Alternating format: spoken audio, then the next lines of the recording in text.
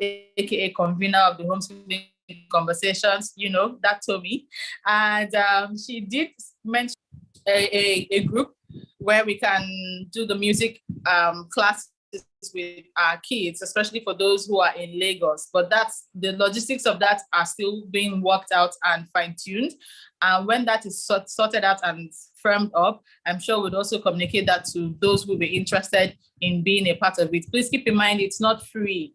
So it's something you need to pay, but we feel that we're going to, with the collated effort, I'm sure we'll be able to get some kind of discount for it. But again, for how to reach out to Kumbi Music and every other resource that she's mentioned, that will be sent to us via email to everyone who has registered. You would receive those information.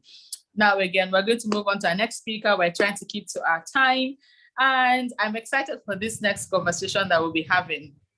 And that's because it's such a very, very interesting topic, seeing as we are in Nigeria and we have, yes, English is our common language, it's our national language, but we have other tribes, we have communities, and each of them represent a different language.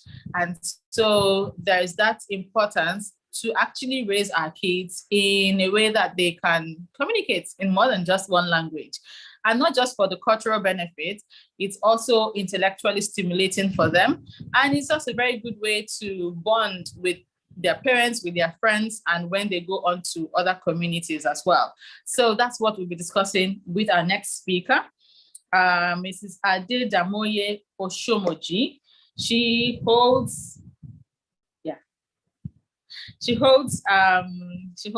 a BA in linguistics and African Studies from University of Lagos. And she's a trained and certified early childhood educator. Damoye is an educational consultant for corporate organizations and a professional handler of specialized training programs.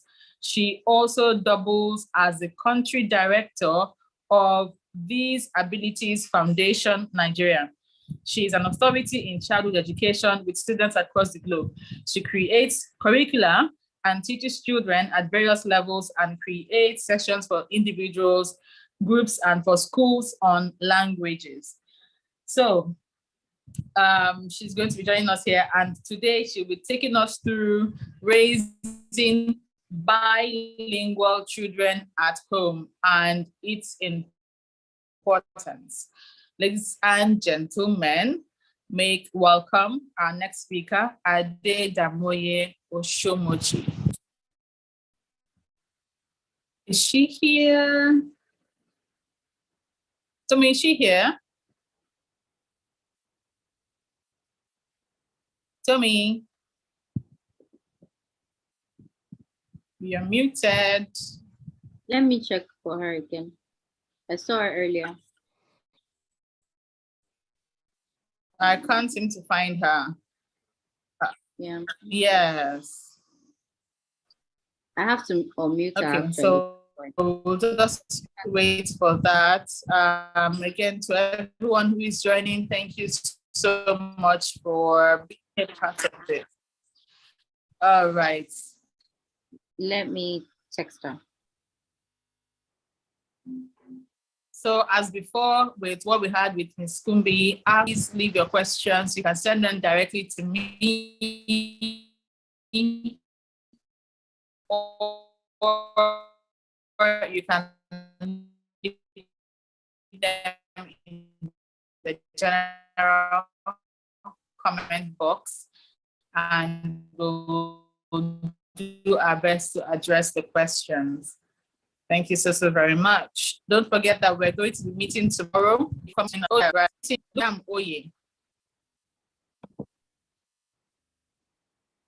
To meeting her. Hello. Yes. Fine now. To me, I can't. Right. Okay. I was screaming, but I was muted. The floor is yours. the voice, of course, didn't come through, but that's fine. That's fine. Good evening, everyone. Hello, everyone. Nice to see everyone here. And thank you so much to Mommy Gio. Opportunity. Well done, everyone. everyone for the hard work, in putting this together. Thank you for the opportunity to showcase what we are as human beings. So the first place I'll start with saying, I would say most people or almost everyone here speaks. So we all speak. Although there are some that have speech impairments, different types of impairments that affect how we communicate. But then communication is a natural phenomenon for human beings. So we all communicate.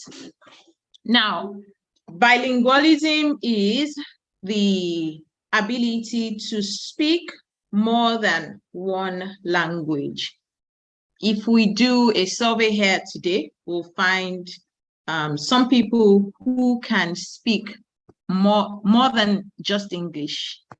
But interestingly still, we'll find people who can only communicate in English. I don't know if I should say sadly, but that's interesting that some can just speak only one language. And today we'll be talking about the advantages, the experiences, the opportunities that being bilingual offers, the things that we can achieve. The world has become a place where you want to showcase or you want to make known your gifts, your talents. And bilingualism also offers that opportunity. So you may think that, oh, some of us have grandparents or great-grandparents that could only speak our native languages. But didn't we communicate with them one way or the other? We did. And so we cannot relegate one language as lower or poorer or not as useful as another. So whatever language you choose to be bilingual in is up to you. But then we encourage you to embrace bilingualism. When you finish with bilingualism, you can move on to multilingualism. So today, I'll start. Let me see if I can share my screen. Yes, I'm able to do that. I'll start with this question. We are, okay, 1 second. So we are bilingual. What's your own superpower? I'll say I'm bilingual, and then I'll ask for what your superpower is. What are you especially particularly great at? What are you fantastic about at that cannot be taken away from you? Okay, we'll move on to the next slide. The quote I have here is from Geoffrey Williams. You can never understand one language until you understand at least two. You can never understand one language until you understand at least two.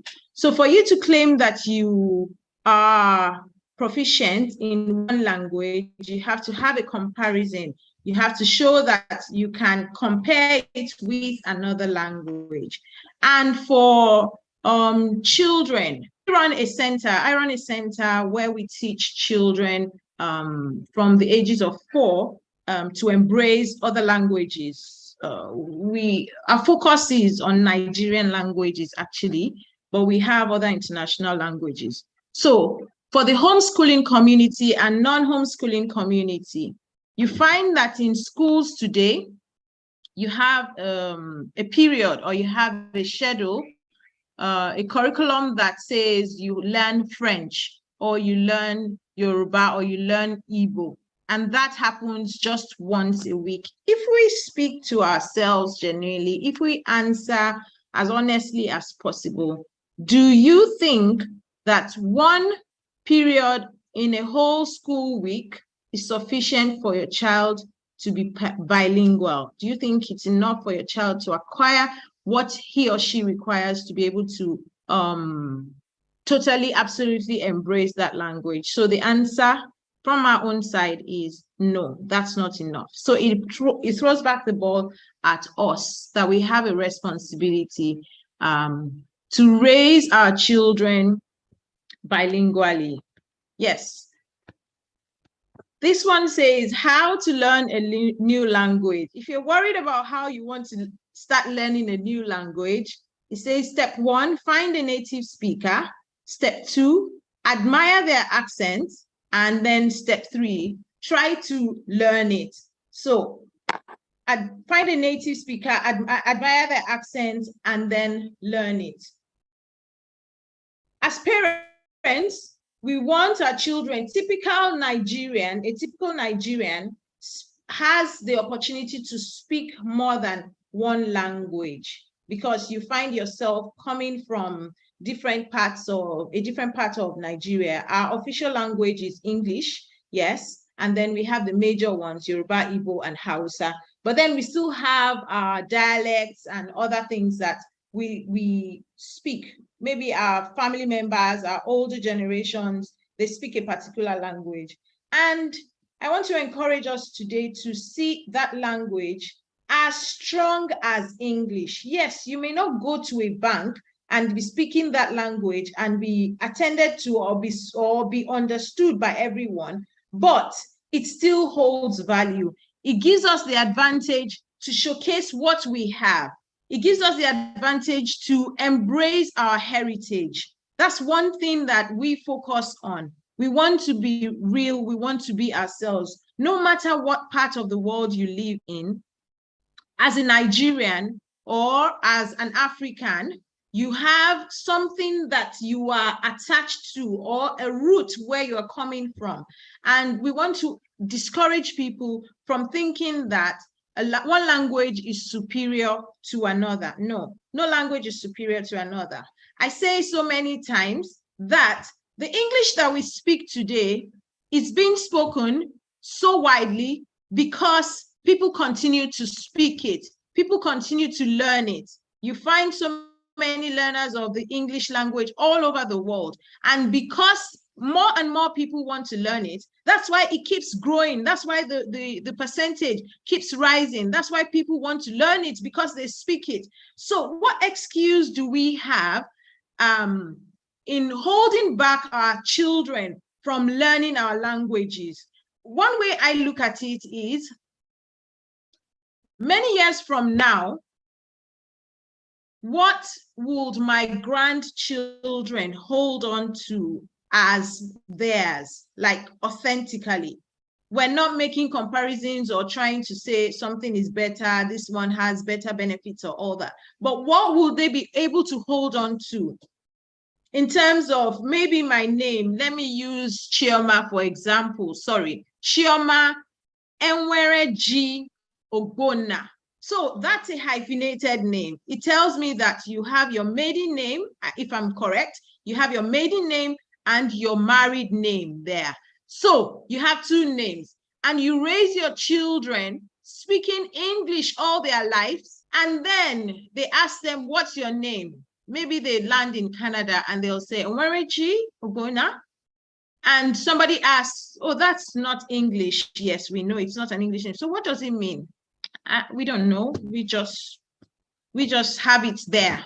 You can't explain Enwereji, you can't explain Ogbonna, and we are learning more and more English. I mean, bilingualism is not limited to Nigerian languages, but all other languages that we're learning, Spanish, French, German, they are being embraced because more people are interested in learning them. And then we have the responsibility to even make our children interested in learning our languages. There are benefits. There are so many benefits of learning a new language. So we go on to that. The different benefits of learning a new language or becoming bilingual or multilingual. I'll use myself as an example. I think I've shared it somewhere before.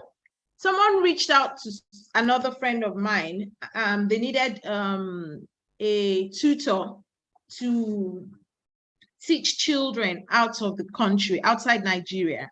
And they reached out to this lady who is also a teacher, and they needed a francophone, a French-speaking tutor to do that. She couldn't do it, so she offered me that opportunity. I took that opportunity, and it was an all-expense-paid trip. Out of nowhere, I was not even thinking about it. I didn't even have an idea of it. But then that opportunity came, and then I added that to my list of destinations that I have been, just because I speak French.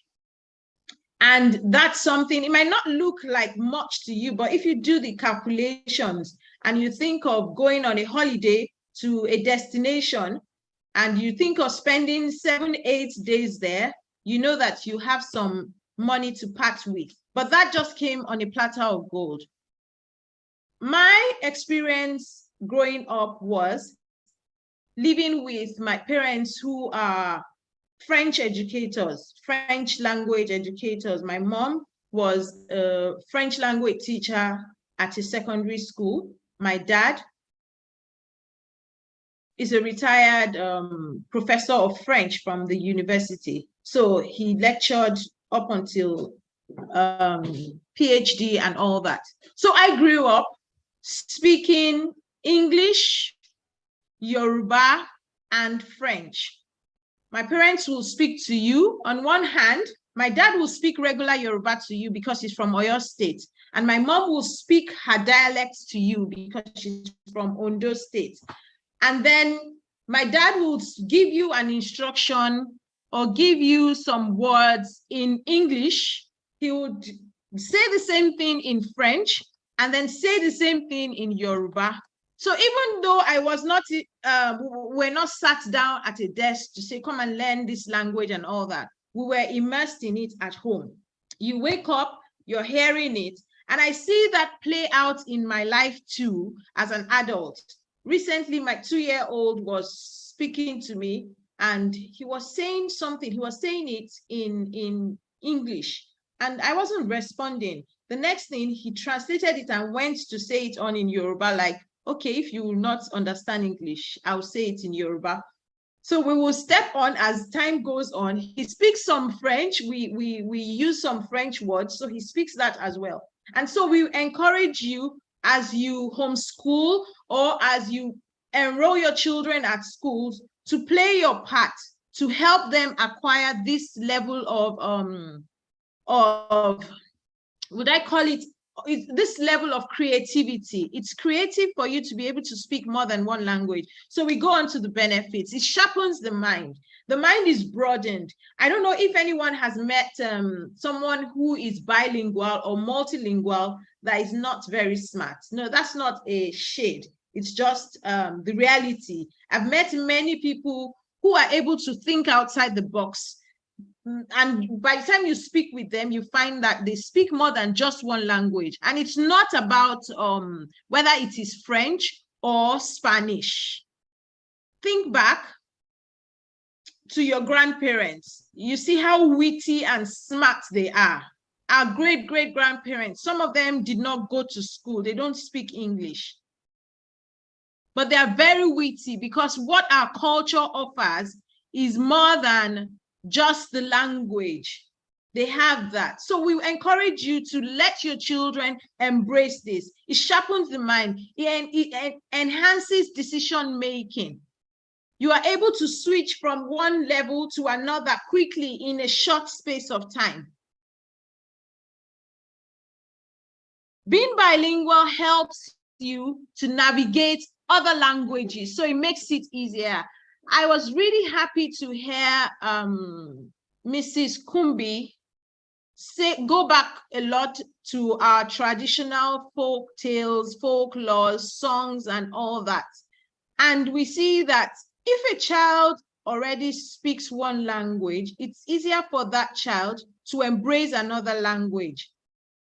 It's easier for that child to switch in between two languages and think in those two languages. When you learn a language, you're not just learning the language, you're also learning the cultural aspects, you're also learning the unspoken nuances of that language. So as young as it may look that a child is starting to learn a language, you are building skills that that child may not be aware of. Even you may not be aware of it. Myself as an example, when I was being exposed as a child, at some point it became a bother to us when we had to be spoken to in 3 different languages, and we were like, is it that we are deaf or we don't understand what you're saying? We already understood what you said, but right now we're reaping the benefits. We're happy to say, all of us at home, we all speak French, English, and Yoruba. And then when we want to code, sometimes, God help you, you get lost in the midst of our conversation, because we will just easily switch and you'll be wondering. And then growing up, they will always be saying, hey, I want more Faransé, I want more professor. But I mean, you can do it. We have so many opportunities today online. There are so many sites, there are so many apps that you can use to help your children learn a language. It enhances the ability to multitask. You are able to think, you're able to do one thing and also do another, just like the music. I was happy to hear as well when she reiterated that music is a language. It is a language.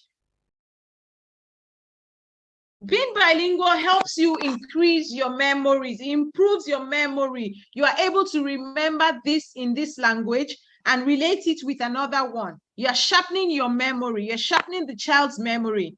And it widens, of course, the streams of income. Economically, it's beneficial for you because you don't know where it will be useful for you. I mean, I think it was about 2 years ago, we had such a flush of people trying to write TEF. And you ask them, some of them 32 years old, and you wonder, and they do classes, they take classes for 2 months and they expect magic. So why not? Let's start early. Let's start encouraging the children to take it on. By the time they start learning it as children, it's not like you are waiting for them to start speaking. We've had cases of people saying, oh, my child has been learning, and when we went to Paris, she was lost. No, it goes beyond that. Consistency, we keep at it. With time, you will see the results. We have some cases, some people say, wow, the classes that my children taking with you is helping them at school. It improves their scores at school. It's not just about that. You are helping the child, you're giving the child skills that they may not be able to acquire as adults. I'm sure in this forum, there are some of us that have attempted to enroll for TEF, and you see how difficult it is in terms of juggling your work, looking for proof of funds, looking for this and that, and then you still have to sit at a desk for almost 2 hours trying to learn conjugation at your old age. Sorry to say, not your old age, but so that's what our song is all about. Let's try to catch them young. Let's do it early to save them the stress of that experience as well. Okay. So what is language proficiency? Language proficiency is the ability to be able to use a language really well. You understand it really well. And when you start a child early on this path of bilingualism, the child gains that proficiency, gains that ability over time. It's like building gradually. It sets the child up for greater challenges in that language. So if a child starts learning the language right now, by next year, that child will not be on the same level where they were before. They would have improved. And if you keep at it that way, you go step by step, you see the child achieve more. There are different methods of language learning. The 2 main ones are the OPOL, that is one person, one language. So if you want your child to learn a language, we hear that excuse a lot. We hear people say, oh, but I don't speak the language. How will my child learn? How will I assess that the child is learning? Whatever language you choose to teach your child, for example, if your husband speaks more of your native language, I don't know, still on Ewereji, If you speak your language, I don't know what language it is, if it's different from your husband, you focus on that language and let the other person focus on that language. And that's what you'll be communicating with to that child.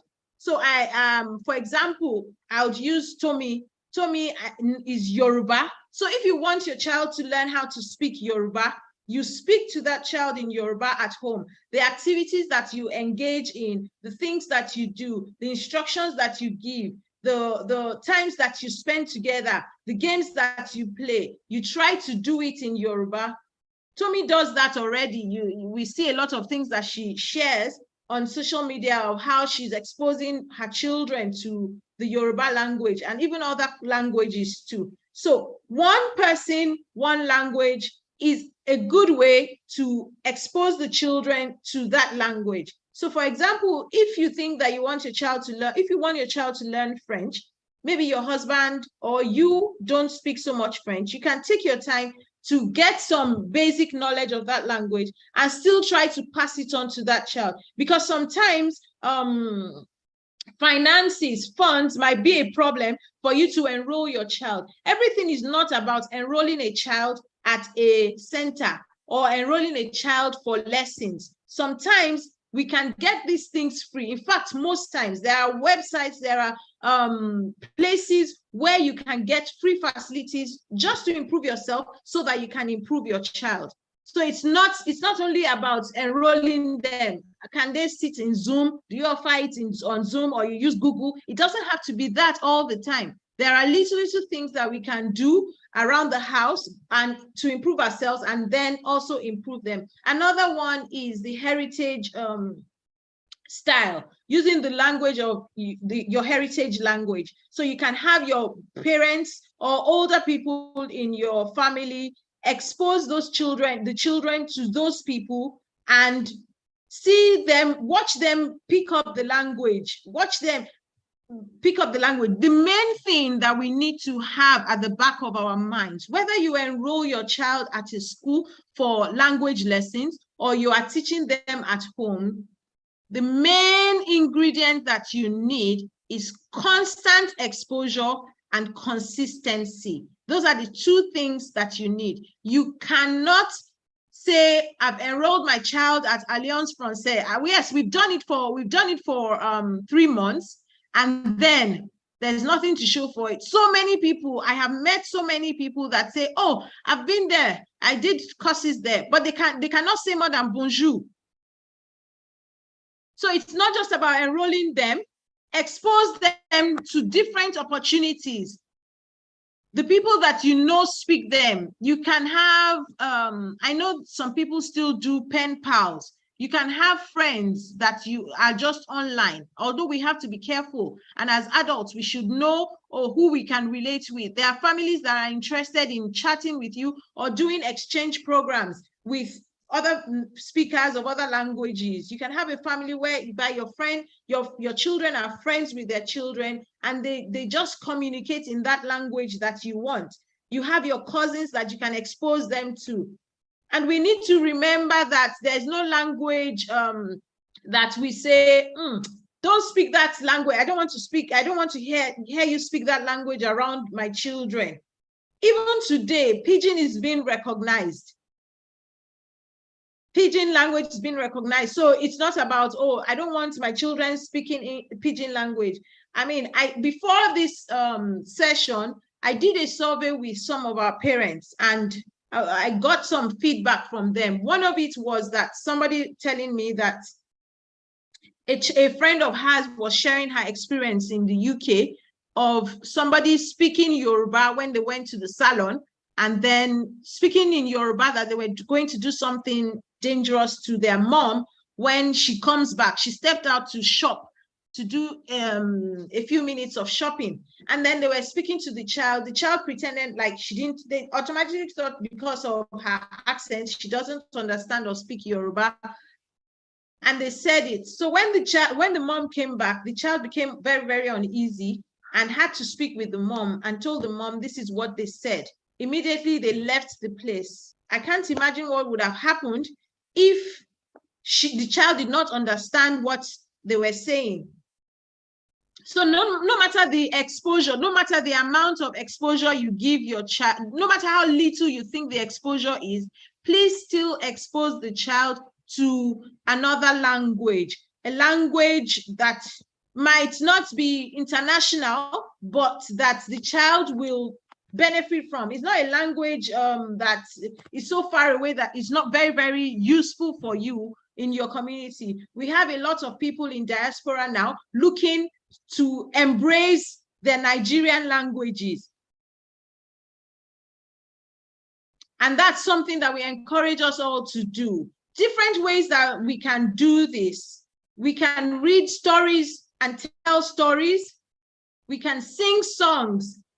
The little songs, the few songs that you know in your dialect is good enough for your children to know. So it doesn't have to be 25 or 70 songs that you know. Just that those 2 or 3, pass it on to them.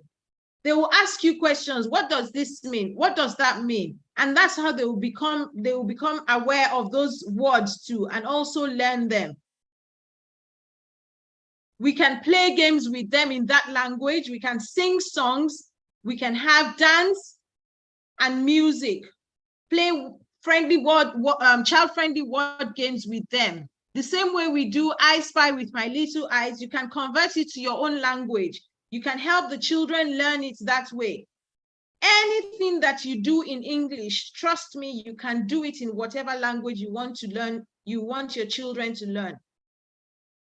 And there's no, it's not a race that you want to compete with someone to say, oh, my child did achieve this in so time. Just take your time, little by little, you will be achieving it. You don't want to rush yourself and give yourself timelines that you cannot achieve. Just take your time. Nobody is chasing you up for it. It's just something that you want to do. You want to give the children a higher leverage, an opportunity to leverage on in future. You can also enroll them at school. You can also enroll them at language schools where they can get more exposure to those languages. Overall, we encourage you to make this happen, make it happen. You can make it happen. Bilingualism is not limited to a particular language. You can do it in English, you can do it in Quere, you can do it in whatever your language is, you can do it in Spanish, in German, whatever the language is. I'll talk about some myths about language learning. Some people come and say, oh, am I not too old to learn a language? Are my children not too young? Will they acquire anything? Some people even say to us, they've not even finished learning English, then you're telling us to come and learn French. It's a myth. A child's brain can accommodate as many languages, more than 7 languages at this stage, at their early ages. You can expose them to more than 7 languages and they would not have a problem with it. It's our adult brain that makes it look like, oh, how can I learn this and this and this and this at the same time? To a child, it's exposing their brain, it's energizing them, it's giving them opportunities to diversify, and they use it very well. They're not bound to structures and all that. Then when you want to teach a child a language, you shouldn't just make it a matter of a verb plus a noun equals a good sentence, an adjective has to be at the back of a clause, and all those gimmicks, yeah? At home, you can easily give them the opportunity to speak and understand. You speak to them and they will understand what you're saying. You check that they understand. Lomu kini yewa or lomu abo yewa. And the child is like, Mom, what are you saying? The first time you say it, the second time you say it, by the next time you're saying it, the child will be like, Abo, okay, mommy, plate. Now I see. It happened to me, my daughter, her first language is French. And then we speak at home and she says she's lost most of the time because she doesn't respond. So we had to become intentional with it to be speaking Yoruba to her. Initially, she was like, oh no, she's not interested in speaking Yoruba. But right now she's excited, she's happy whenever you speak with her and she comprehends, she understands what you're telling her to do or asking her to do. It builds confidence as well. Another one that we hear, one of the myths that goes around is that learning a language at an early age might cause speech delays or speech problems. That's not true. Learning more than one language does not cause speech delays. It doesn't, it even helps you modulate, it helps you use more words, it builds your vocabulary. Some people say you can only learn as a child. No, you can learn as an adult, even though it's more tedious. We encourage you to learn as young as possible. But then if you still have to do it as an adult, then it's something you have to do. I know many adults that have lost opportunities of job offers in international companies because they couldn't speak probably French or the language that they were required to speak. And some people even judge the children that are learning and say, oh, and you say you're taking language classes, but you don't know what book is in French. No, you don't assess a child that way. Let the child get exposed to the language. And when the opportunity comes, without you prompting, the words will come, the vocabulary will come, comprehension will come. Okay. Here we are at Children's Language School. I'm sure I've talked about what we do. We teach you languages. We help you enjoy the process of learning the language. It doesn't have to be cumbersome. If you've experienced language learning that has been cumbersome, then it hasn't been done right. If you want your children to learn in a fun environment, easy way, no pressures, but you will see the progress. The progress is always evident. We have so many children that so many families that invite other families to learn with us because of the approach that we use in teaching our children. I think I'll stop here now. If there are any questions or clarifications, I'm happy to respond. Thank you so much for the opportunity. Thank you very much. Thank you so much. Very, very enlightening and informative session. Thank you for the presentation as well. We really appreciate your time. I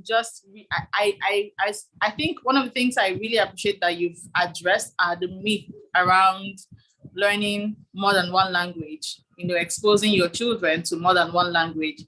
Because like you rightly said, so many people say, oh, it will confuse the child, or it's going to delay their speech development, and so many other things. So I'm really glad that you addressed that and let us see that that's just what it is. It's a myth. There's no truth or no advantage to all of that. So thank you very, very much. If I had a question, it would be about the people who are concerned. So let me put it this way. Some parents would rather their kids learn Mandarin, Spanish, French, even Italian, simply because of the economic value that language provides long term. And they refuse to understand that it's better to start with the Yoruba that you can speak. It's better to start with the Igbo you can speak. Why are you having to pay someone to, teach your kid Mandarin and on the rest of the other foreign languages? How would you respond to that for parents who have that kind of concern? Okay, so the concern they have is they'll rather enroll their children to learn foreign languages that bring more economic returns. Just yes. Like you said, yeah. you asked the question and you sort of answered it. I mean, I say it in Yoruba, Ile lati kesho rode. So charity begins at home.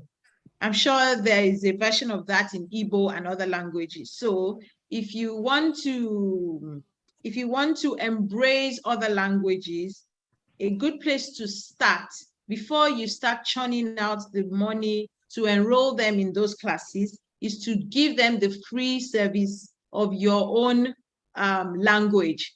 so you can easily teach them that language. So let's embrace ourselves first. I mean, I don't have a problem with people learning other languages. The opportunities will come.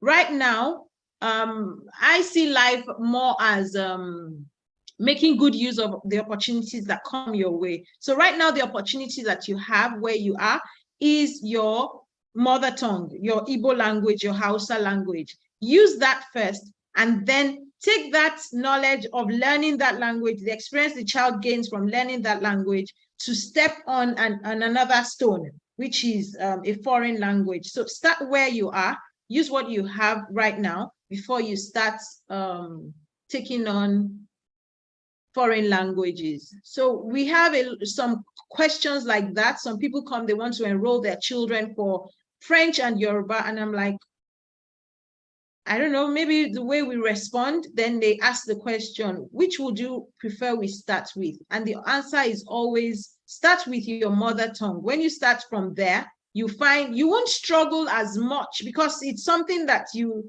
can easily relate with. And then you can expose yourself to other languages and cultures and the things that are related to them. Spanish, the conjugations, the things that are related to those languages are not for the faint-hearted, even though, yes, language learning is easy. I can ask the question and find out how many people have ever started learning a language and stopped. You did not fail, you just stopped because it was a lot. Yeah. So many of us would have done that. So let's help the children gain that confidence in a language that you can easily explain things to them. You don't have to, yeah. Most people that speak Yoruba, they don't know the conjugation part of Yoruba, but they speak it really well. They're very fluent in it and they have the understanding. So we can do that first. Right. Thank you so much. And just the other question that we have here, I feel like you've already addressed it, but I think it would be nice that you can reiterate on the response. Someone is asking here, thank you so much, ma'am, for such an enlightening session. Is there a specific age to commence introducing a second language to a child? Right. Yes.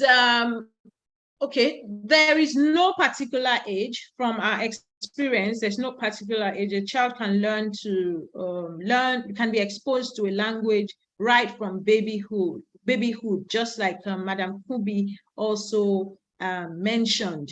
So all you need to do is speak to that child in the other language. You can speak in your target language and the language that you use at home. So you're speaking to your spouse at home in English. You can translate it to Yoruba and say the same thing even to an unborn child. By the time the child comes to this earth, by the time you're changing the baby's diaper, you can say it in the language that you want the child to learn. You can say it in English and also say it in that language. Before you know it, by the time the child opens their mouth, you'll be hearing the two languages. So there's no particular age. Where there is an age restriction is when you have to sit at the back of a laptop or a desktop to learn a language. Not every child is able to sit there. Even you can find some adults, I mean, who can't sit for long, and that's not a problem, but that's particular to people. So you can't say because my child is 6 years old, automatically I can enroll them for a Zoom language class,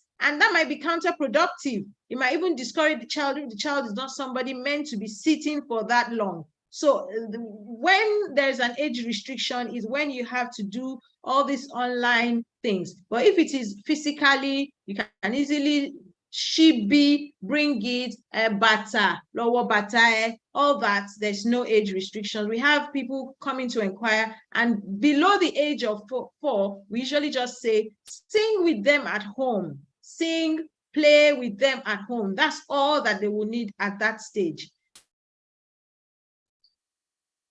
Thank you so much. Thank you. Someone is here saying that they are feeling so inspired already to start. Someone wants to know how they can reach out to you to engage some of your services. They're asking how they can reach out to you to enroll their kids for classes. I think, again, whilst you respond to that, I just want to let everyone know that if you registered for the program, you will receive all of these details from every of our speaker on how to get to them. But right now on the screen, you can see her contact details, email address, Instagram, and phone number. So please take that down, take a screenshot of it, and you can always reach out to her. Someone is asking, what do you think about learning using language apps?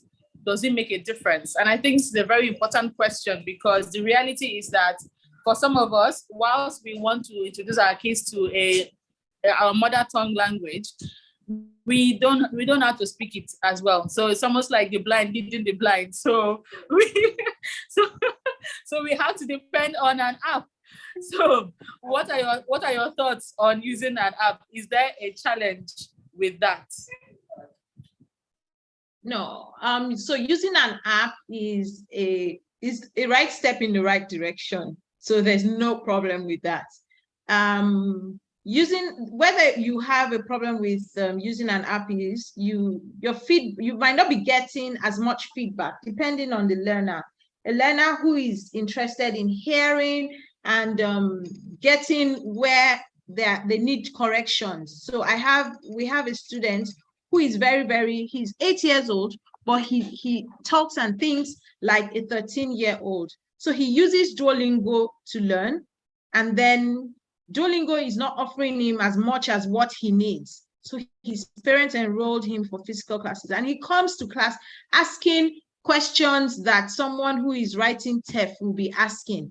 And it's not like he's reading it up somewhere. They're just questions that are coming to his mind. So he will just ask those questions. So if you are using an app, if you give a child that app and say, use it, the child will stop at that point. The child will not be able to go beyond what the app is offering, because there's no feedback, there's no real life interaction with it. So that's just the only thing. But if at a young age, a child is happy to use that, the child's level is being maintained, the child's attention is being sustained with that app, and the child is learning, it's great.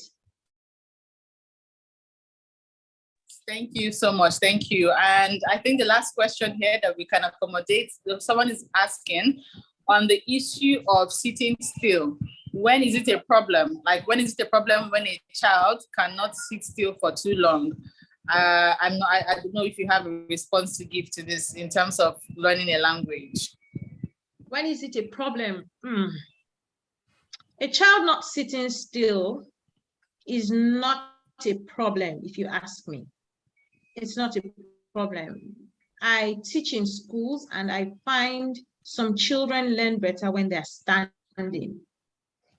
They prefer to stand, or they are leaning. So you just leave them. You find that they're more productive in that posture. So it's not about sitting down. So long as a child can be, I once had a 4-year-old who would be rolling up and down, would be doing those rounds while learning. And at the end of each lesson, the child was achieving the goals. So do you have to say that because the child is not sitting there, she's going to be eating bread as you are teaching her? She's going to be asking for a snack as you're teaching her, but she's learning faster than somebody that is sitting and looking at you like this. So I don't think it's a problem if a child cannot sit.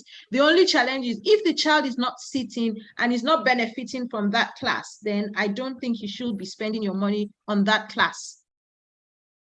If your child can stand through the lesson and gain, then fine. But if your child is not being attentive in the class or gaining anything from that class, then you don't need to do that.